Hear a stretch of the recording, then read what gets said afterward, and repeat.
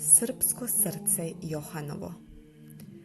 Ovo su moje oproštajne reči koje prinosim vremenu što sledi. Možda će nekom ranu da zaleči, nekog će drugog ljuto da uvredi. Zovem se Johan, Nemac po rođenju, od oca Heinza i majke Grete. Naša je kuća znana po čuvenju, u raskoši živeh ko jedino dete.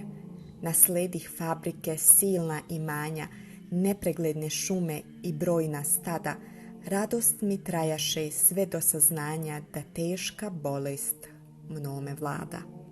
Doktori rekoše da neću dugo, godinu jednu ili možda dve, svet mi se sruši, o moja tugo, u jednom danu nestade sve. Rekoše neću izdržat više, najbolji doktori koji postoje. Jedini lek je, svi se složiše, da zamene drugim srce moje. O sudbo moja, o divni časi, najlepši moj životni trene, kad iz bolnice stigoše glasi, našli su doktori srce za mene. Za cenu čovek tada nehaje i ne znam da li za to postoji. Nisam čak pitao ni koga daje kad život novi meni predstoji. Operacija prođe u najboljem redu, s novim srcem nestaše boli. Tek onda shvatih, kad skinuh bedu, koliko se život ceni i voli. Nedugo zatim, kroz noći tamne, u snu mi prilaze lica neka, i zvona crkve pravoslavne budi me njihova tužna jeka. Jasno vidim predele strane, prelepe šume i polja plodna, livade i potoke razigrane, brdašca blaga i vinorodna.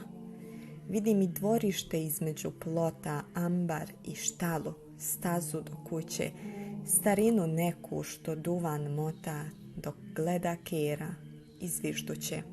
Starica krhka živinu vabi, dok baca proso iz male zdele, a onda žurno ka štali grabi, da pusti na vodu šareno tele. Prelepa žena, gipka ko srna, dvorištem hita da ručak stavi, za njom viori kosa joj crna i malo dete očiju plavih. O, ta me slika hodila često, snovima mojim davala sreću, spavao nisam, a to je mesto stvaralo ljubav u meni veću. A onda dođoše ružni snovi, koje ne mogah da prebrodim, nastaše neki predeli novi, kojima svezan u koloni hodim.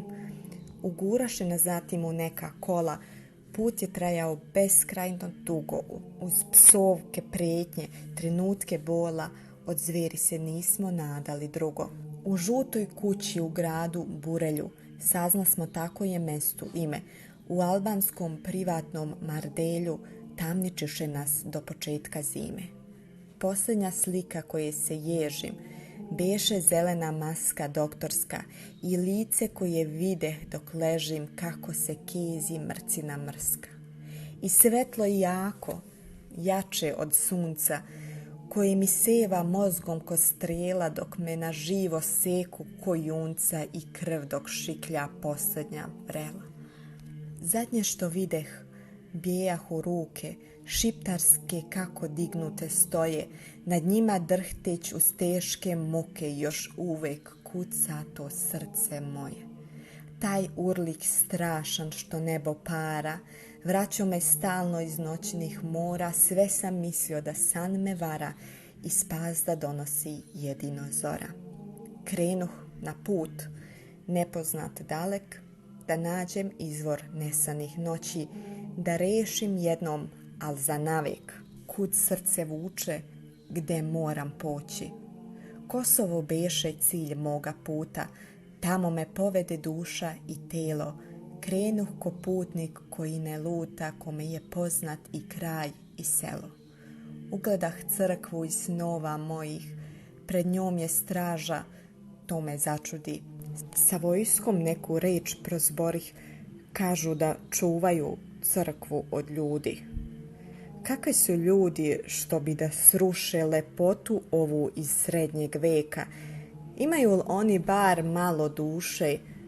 Znaju li kakva ih sudbina čeka?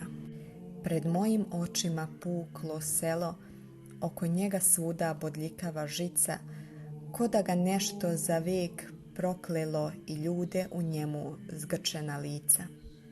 Gledaj Evropo, završih tada, pogledaj svete, tu pravdu vašu, dokle će ovaj narod da strada, a drugi i dalje oružjem mašu. Iznad te tuge, iznad te žice, osjetih pogled koji me traži, ugledah poznato dečije lice, koje me noću snovima blaži. I priđe meni kroz žica saplet, zagrli ručicom oko vrata, to Božje biće nebeski cvet, prozbori nešto. Tata, tata. A srce moje ko ludo skače, šavovi hoće da popucaju. Šta li te reči njemu znače? Da li se možda prepoznaju? Nisam ni hteo, al moje ruke krenuše k njemu nekako same. To dete nežno, o moje muke, beše ko zračak iz ljute tame. Žena iz snova dojuri s vrata, iz onog istog dvorišta preko. Milane, sine, to nije tata, on je na nebu negde daleko. Naš Jovan, sine, Kosovo čuva, zajedno gore s Lazarom svetim. Čujem ga uvek. Napisao Veselin Dželetović, Srpsko srce Johanovo.